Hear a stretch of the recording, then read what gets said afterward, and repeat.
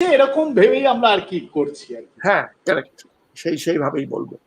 ঠিক আছে, অতএব আমি আরম্ভ করতে পারি। এই 15 মিনিট মতো বলবো, আর প্রথমত ইংরেজি বাংলা মিশিয়ে বলবো। মহারাজ, শুভজিৎ মহারাজ, তোমরা রেডি তো?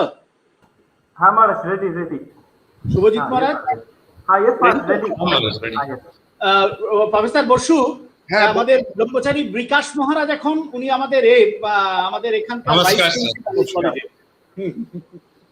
আর শুভজিৎ মহারাজ আছেন। শুভজিৎ মহারাজ উনি আমাদের এই আইটি এইগুলো দেখছেন, কন্ট্রোলার এক্সামে কাজ করেন।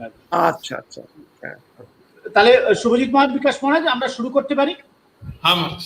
হ্যাঁ প্রফেসর বসু, হ্যাঁ আপনি যদি অনুগ্রহ করে শুরু করেন।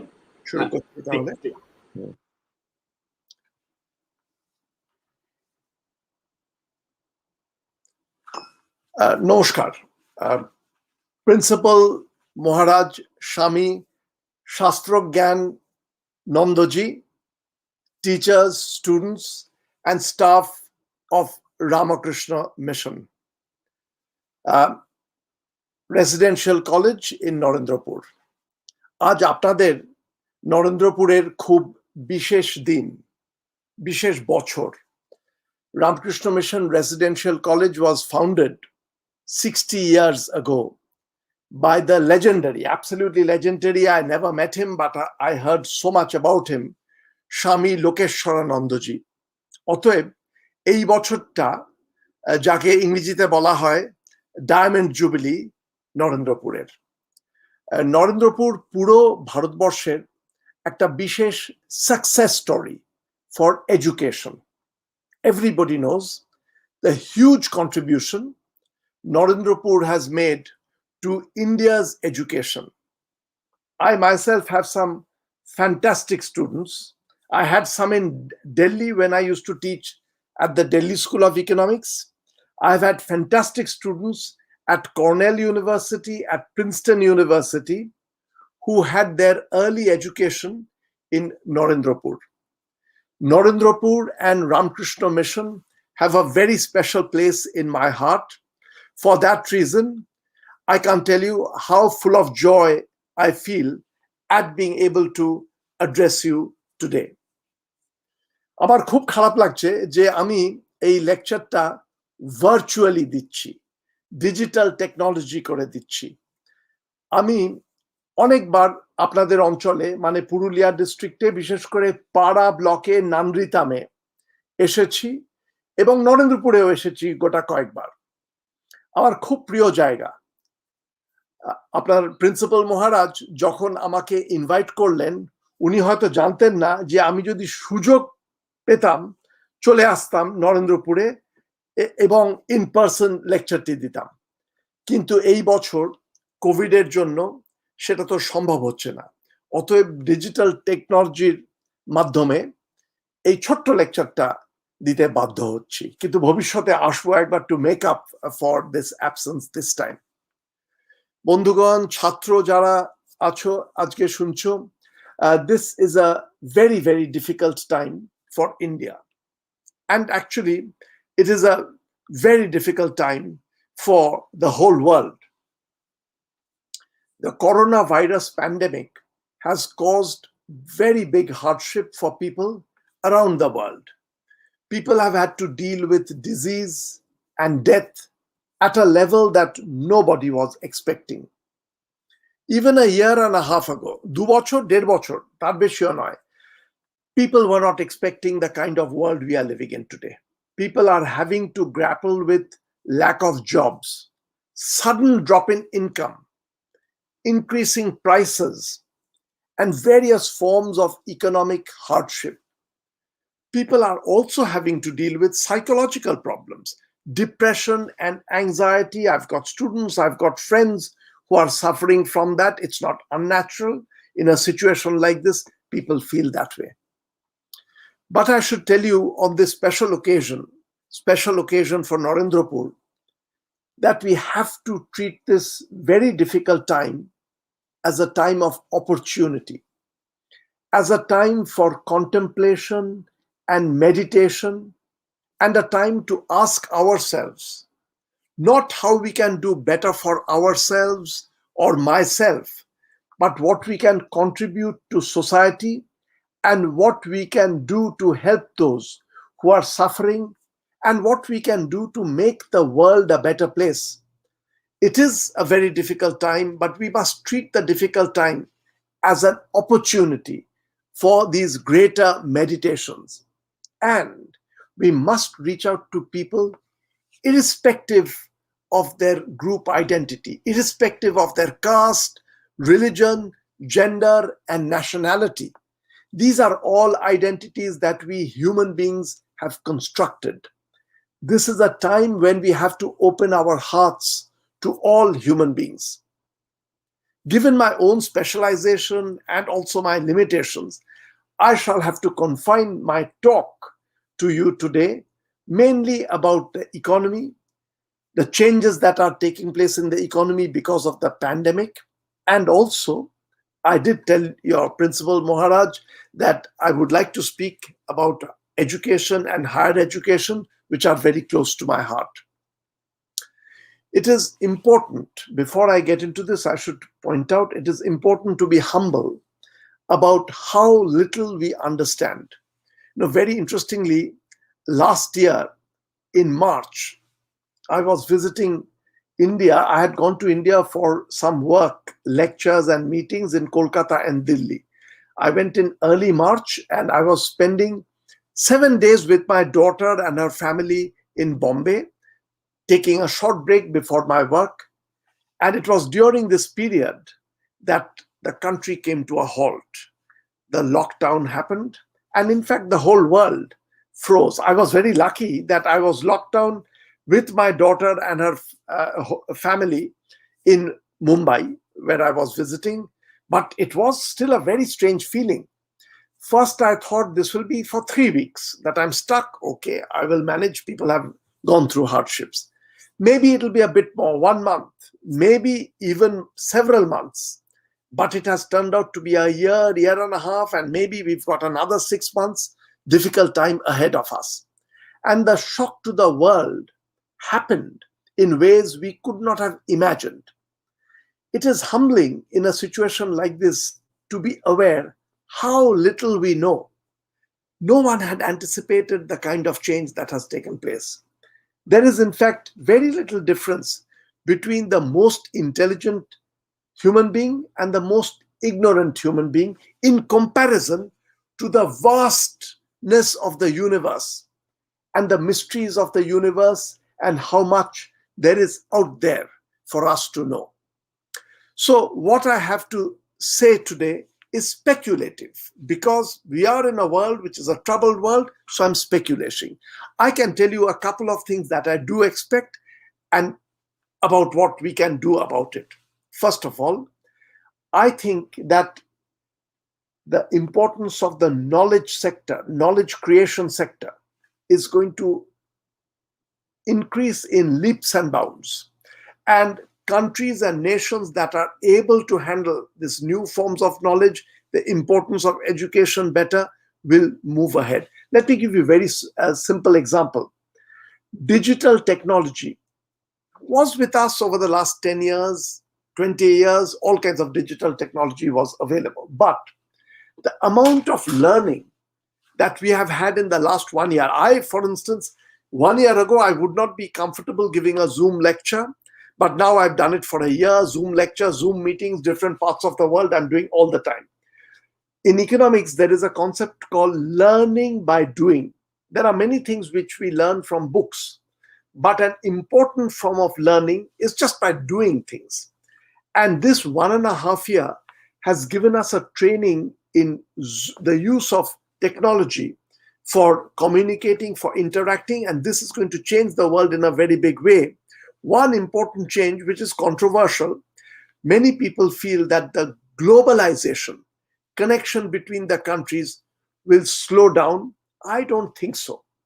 There will be initial difficulties, but I believe that the connection between countries will increase.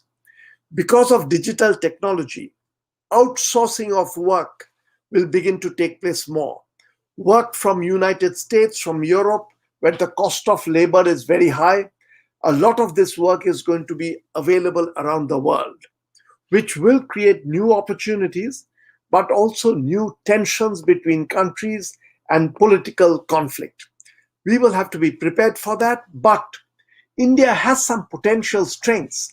Our information technology sector is strong, and we should try to take advantage, and not just for India, for all developing countries, wherever there are people in need. We hope this technology and globalization will increase greater opportunity. I want to point to one more thing. You know, of young people like you, Greta Thunberg in Sweden has been writing that we human beings have become so selfish that we don't think of the future generations, the climate change, the environment, and that is actually true. Consumerism has increased. We are struggling to have more cars, more homes. And there are people who are speculating that growth, the conventional growth that economists talk about, greater GDP, cannot continue to increase in the same way. My own view is slightly different.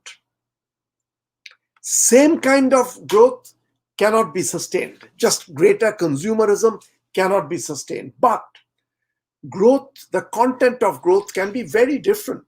Contrary to what people say, GDP or national income consists not just of greater consumerism and products, but consumption of other kinds, better health, more literature, more art, more music. Those are also forms of consumption.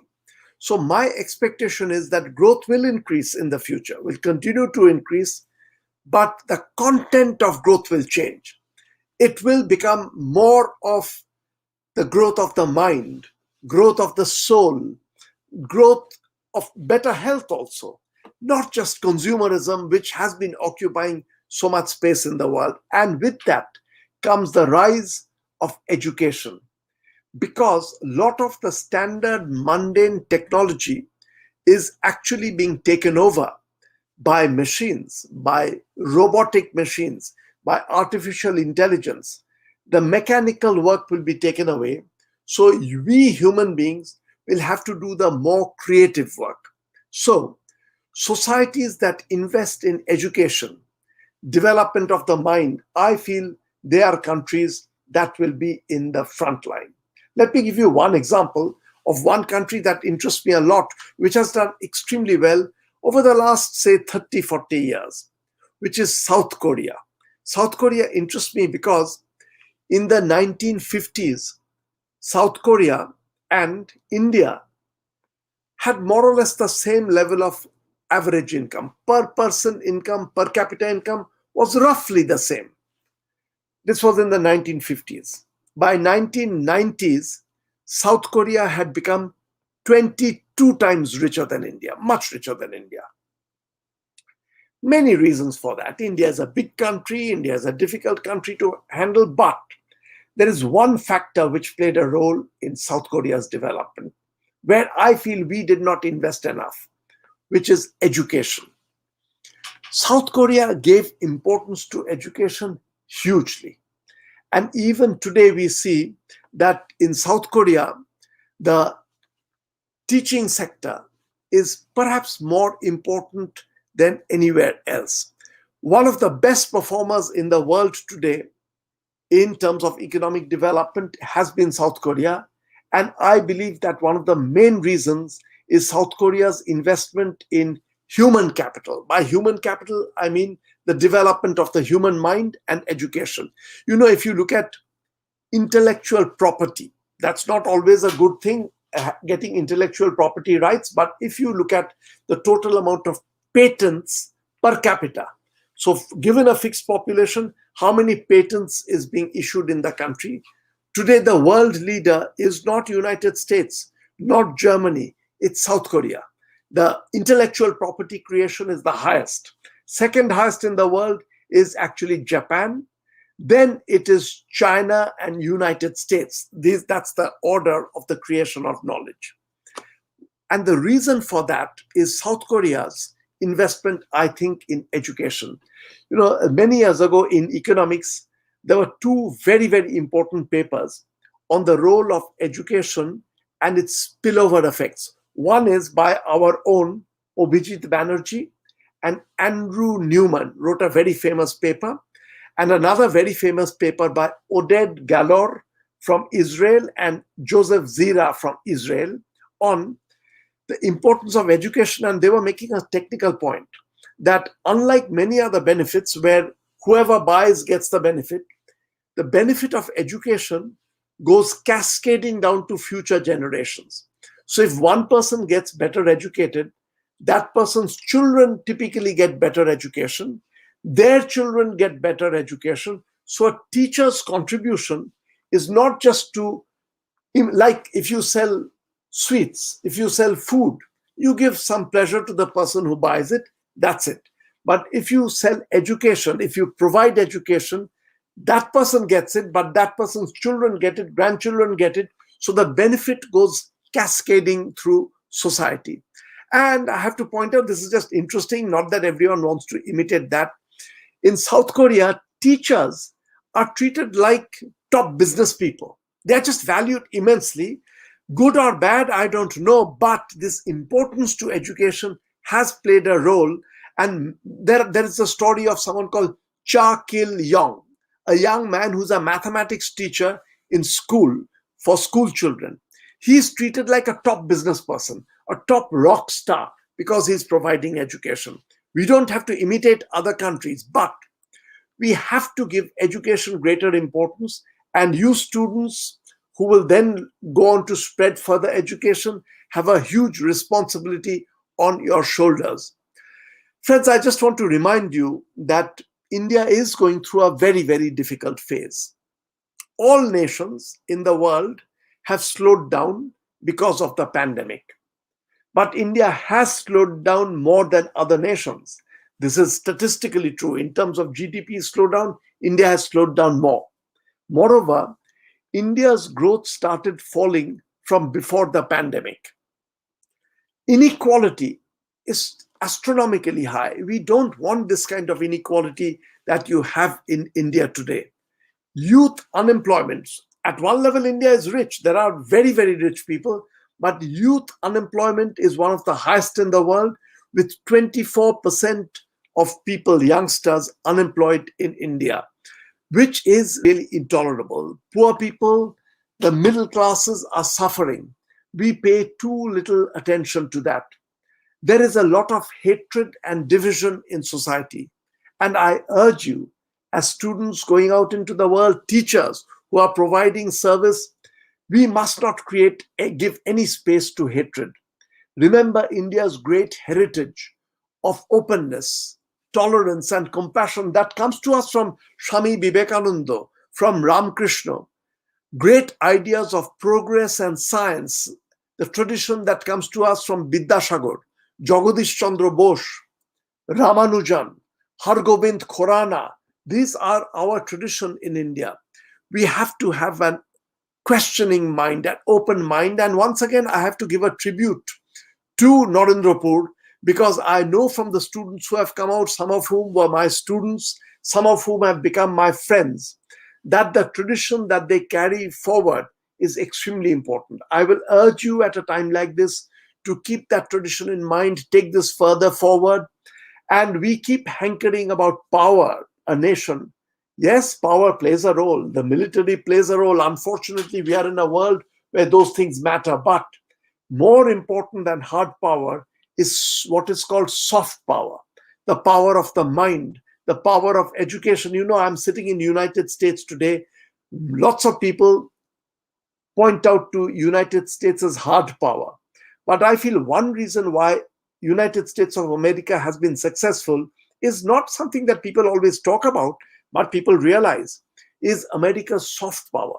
The importance given to the education sector in the United States is huge. Higher education is respected, valued. People put in effort into that. And that has given United States the soft power, is what really has given it its special place. And India was on that path. We were nurturing our space for soft power, for democracy, for ideas, for opinions, and we must continue with that great tradition. And as students, I would urge you to try to keep it up. And I'm assuring you that though this was a digital visit and a digital lecture, the next opportunity I get, I am going to come down. I usually do come down, as I said, to Para block in Purulia, and I would love to come and see many of you in Narendrapur. So thank you very much. And once again, thank you to your principal, to the Maharajas for giving me the opportunity to speak to you. Thank you. অসাধারণ আপনার বক্তৃতা যখনই শুনি আমার খুব ভালো লাগে। Thank you very much. আমার কিন্তু সত্যি খারাপ লাগছে, আমার যেতে এত ভালো লাগে ওখানে, ভালো লাগে। এখন তো আপনি তো বিদ্যামন্দিরে আসছেন, ওরা তো কনভোকেশনের জন্য বলেছে। হ্যাঁ, তা ওই সময় যদি পারি, একটা সময় যদি একটু আপনার ফাঁকা থাকে একটু নিয়ে আসবো আমাদের। আমিও ওনাদের বলে রেখেছি, আমি ধরে রাখছি আসবো। আমার এখন প্ল্যান ডিসেম্বরে, না হলে খুব ভালো লাগলো। আপনার দেরি করাবো না, রাত্রি হয়ে যাচ্ছে, আপনাদের ওখানে তো রাত্রি, আমাদের সকাল। ভালো থাকবেন, ভালো থাকবেন প্রফেসর, ভালো থাকবেন। হ্যাঁ হ্যাঁ হ্যাঁ, গুড নাইট, শুভরাত্রি। গুড নাইট, শুভরাত্রি। খুব দেখা করতে ইচ্ছে করছে, কিন্তু হবে ডিসেম্বরে। ঠিক ঠিক, নমস্কার নমস্কার।